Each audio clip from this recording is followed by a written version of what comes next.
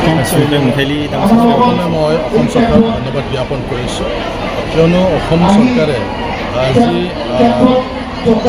Mega health যি camp কৰিছিলে প্ৰত্যেক সমষ্টিত, আজি মোৰ কোকৰাঝাৰ সমষ্টিত আজি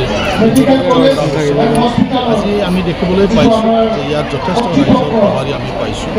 আগে পিছে খেল মেলাবিলাক ধৰণৰ সঁহাৰি আমি পোৱা নাছিলোঁ। এইবেলি ৰাইজৰ স্বতঃস্ফূৰ্ত যিটো সঁহাৰি পাইছে তাৰ কাৰণে মই ৰাইজক ধন্যবাদ জ্ঞাপন কৰিছোঁ। এতিয়া লাহে লাহে মানুহবিলাকে অলপ হেল্থ কনচাৰ্ণ হ'বলৈ ধৰিছে। স্বাস্থ্য তেওঁলোকৰ আগত যি ধৰণৰ ধাৰণা আছিলে লাহে লাহে ভাঙি চৰকাৰী যদি এনেকুৱা হেল্থ কেম্প কৰে তেতিয়াহ'লে মানুহবিলাকে ভাবিছে এদিন যি হেল্থ কেম্প স্বাস্থ্য মেলা হ'ব তাত গৈ আমাৰ কি লাভ হ'ব, পিছত কোনে চাব, এনেকুৱা এটা ধাৰণা হৈছে।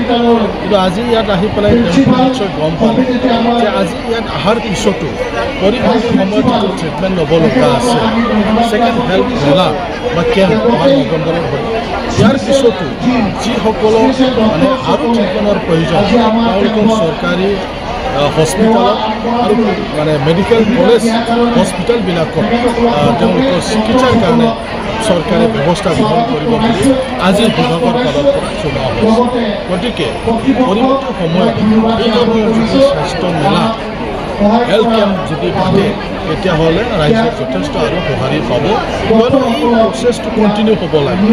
এবাৰ কৰাৰ পিছত যাতে আৰু বন্ধ নহয় তাৰ কাৰণে আজি বিভাগে কৈছে নহয় এইবাৰৰ পৰা এই প্ৰচেছটো কণ্টিনিউ হ'ব।